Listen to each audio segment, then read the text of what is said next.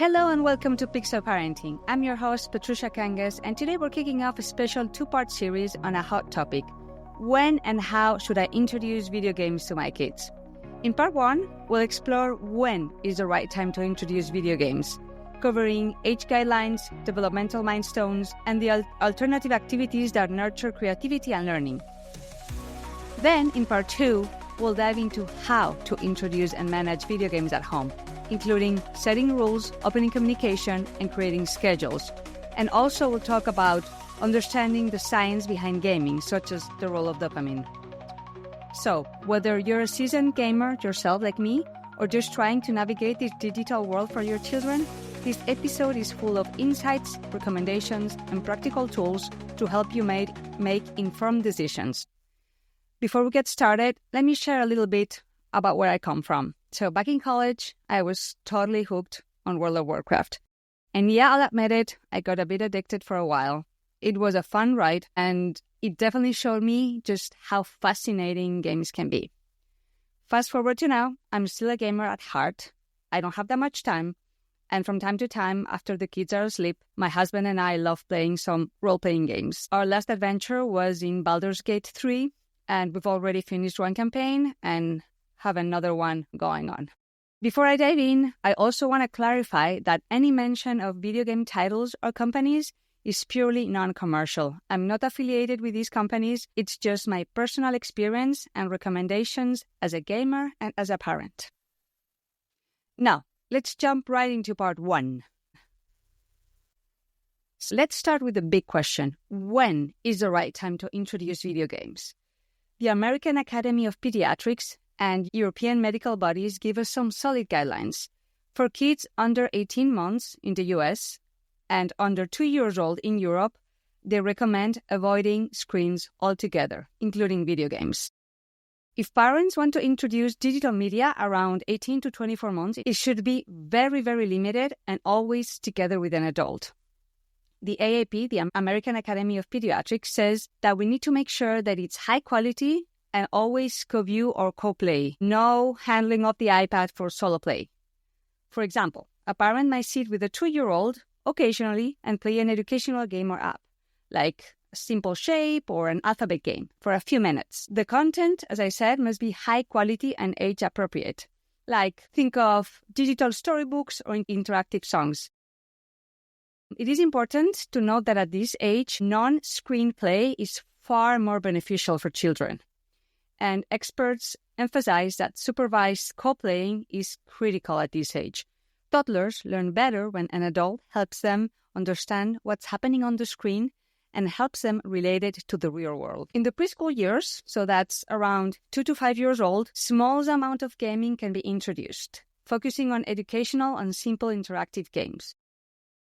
Research-based guidelines like the AAP, the Canadian Pediatric Society, suggest a limit of about 1 hour per day of screen time for this age. And that, again, includes high-quality video or shows. The idea is to make a screen use a supplement to active play and learning, not a core activity. Appropriate games for this age might include basic puzzles, color and shape recognition, or dance-along game. Again, at this age, 2 to 5, caregiver involvement remains very important.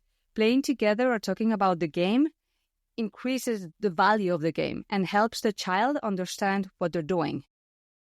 It's also recommended to avoid fast-paced or violent games at this age at all. So, content should be gentle, positive, and very simple. Research points that around age 4 or 5, it's a good starting point if you want to introduce video games and start with educational games. Although it's not necessary and your kid will not be behind on their tech skills if you don't introduce video games at 4 or 5 years old. At this age, kids are developing basic motor and cognitive skills, and games like ABC Mouse or PBS Kids can support their learning. These games are easy to understand with clear goals and plenty of positive reinforcement. Plus, they're perfect for playing together as a family, which is the best way to ensure that your child gets the most of the gaming experience. So playing together, it's essential. As kids grow, their gaming needs evolve. Between ages 6 and 12, the American Academy of Pediatrics recommends no more than 60 minutes of video games on school days for children over 6 and about 2 hours on days off. And many countries have similar recommendations. At this point, you can introduce games that encourage creativity, problem solving, that are project-based, and even that promote teamwork if they're playing with friends. Okay, now let's dive into teens. For teenagers, that's between 13 and 18, the general recommendation is about 2 hours of recreational gaming on school days with some flexibility on weekends, but avoiding marathon sessions. For example, if a 15-year-old spends 2 hours on homework on the computer and then 2 hours gaming, that's 4 hours total screen time, it might be acceptable if it's balanced with physical activity and social time. Many families also establish screen-free zones, like during meals and at bedtime. I highly recommend this too. The key is ensuring that across a week, children have plenty of time devoted to school, sleep, physical activity, and family or friends interactions. Gaming should fit into the remaining free time, not overtake other needs. Regardless of the exact hour count, parents should watch for signs that a child is gaming too much. That is, declining grades, reduced interest in hobbies, irritability away from the console, or consistently cutting sleep short to play. If those occur, it's a sign to rethink your strategy and find out what other events are going on in your child's life, even if you are within the recommended hours for video gaming. Communication is key. Also, keep in mind that every child is different. Some might maintain straight A's and active social lives with 2 to 3 hours of gaming a day, while others struggle with half of that time. Use guidelines as a starting point and adjust based on the child's behavior and health. Nowadays, from a gamer's perspective, I find that gaming becomes much more fun and interesting during these teenage years. The world opens to action game adventures like Zelda, or competitive games, or more strategy games and more complex games. I'll give recommendations of which games for which age in the second part of this episode. Stay tuned. Another question I get a lot is, how do I know if a video game is appropriate? Well, there's many ways to know. The first, you can check the rating. In the US, it is the ESRB, the Entertainment Software Rating Board, where E-rated games are okay for everyone, while T-rated games are good for teens. Europe has a unified content rating system, the PEGI, Pan-European Game Information, which label games as suitable for ages 3+, 7+, 12+, 16+, or 18+. But besides rating, my recommendation is to check commonsensemedia.org. Common Sense Media is a non-profit organization that reviews media for age appropriateness, including movies, apps, and video games. In their websites, there are comments not only from the organization, but also from parents and kids. And reading the comments, that can help you decide if the content is suitable for your child or not. Sometimes official ratings don't match what your child is ready for. So Common Sense Media is a great source of research-backed guidance. Okay, this is all great, but my child has barely mentioned video games in their life. Should I introduce them so they don't fall behind on his or her digital skills? Well, if your child isn't naturally gravitating towards video game, there is absolutely no need to force them into a new hobby, like video gaming. When they start to interact with peers around gaming, then that's the time when many families start negotiating rules around gaming. But there's absolutely no need to introduce them. If your child is not asking for it, there is a lot of time in life to play video games.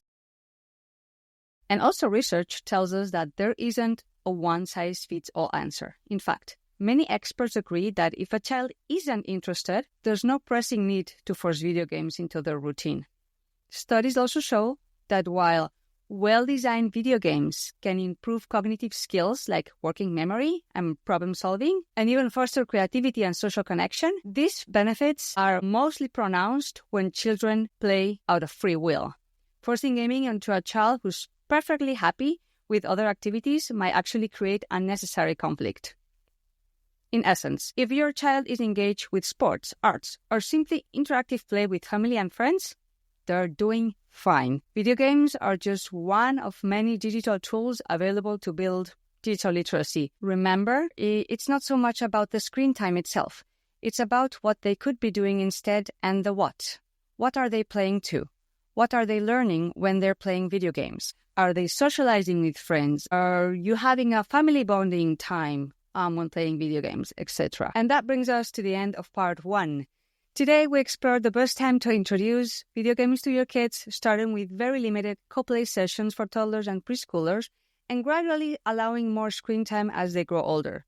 Remember, it's not just about turning on the console. It's about making sure that gaming fits into a balanced routine that includes outdoor play, reading, creative hobbies, and family time. If you want to dive in the how to introduce and manage video games at home, please check our second part of this episode where we discuss practical strategies for introducing and managing video games, from setting cure schedules, using game contracts, to co-playing and modeling healthy habits. We'll also dive into the science behind gaming, like the role of dopamine. And if you have any questions or game recommendations, please drop a comment with the game's name, the suggested age, and what you enjoy about it. And finally, if you enjoyed this episode, share it with other parents who are exploring similar questions. Thanks for listening. I really appreciate your interest in helping your kids navigate the digital world thoughtfully.